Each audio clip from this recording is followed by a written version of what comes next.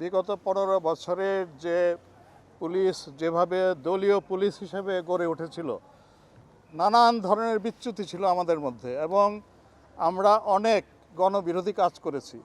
তো সেইখান থেকে বেরিয়ে এসে তারপরে জুলাই আগস্ট মাসে যে দুঃখজনক ঘটনাগুলো ঘটেছে, বিপুল পরিমাণ আপনার আন্দোলনকারী তারা প্রাণ দিয়েছেন, শহীদ হয়েছেন।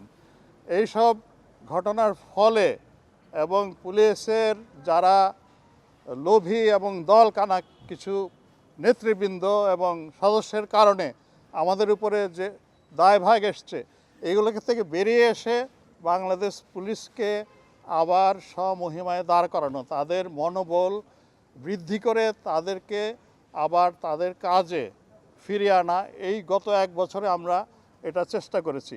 আমরা বলবো না আমরা শতভাগ সফল হয়েছি, তবে আমাদের চেষ্টার কোনো কমতি নেই। এর মধ্যে কিছু বিচ্যুতি তো আছেই। আপনি দেখবেন যে অপরাধ নিয়ন্ত্রণ এটা শতভাগ তো কোনো জায়গায় করে ফেলা যায় না। আমাদের দেশের আপনি যদি গত 10, 15, 20 বছরের অপরাধ পরিসংখ্যান নেন, প্রতি বছরেই 3,500 থেকে 4,000 হত্যা সংঘটিত হয়ে থাকে। আমাদের অবশ্যই চেষ্টা থাকবে একজন লোকে যেন মারা না যায়, সেইটা আমাদের লক্ষ্য।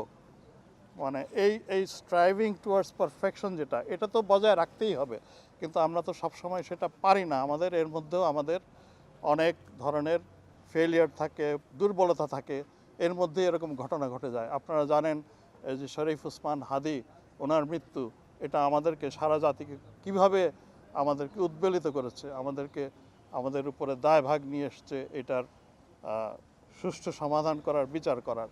তো আমরা এই চেষ্টাটা করেই যাচ্ছি এবং একদম যে ঘটনা ঘটছে না, বিশেষত আপনারা জানেন যে খুলনা অঞ্চলে বেশ কিছু হত্যার ঘটনা ঘটেছে এবং তার অধিকাংশই আমরা ডিটেক্ট করা, যেটা এটা কিন্তু করতে পেরেছি।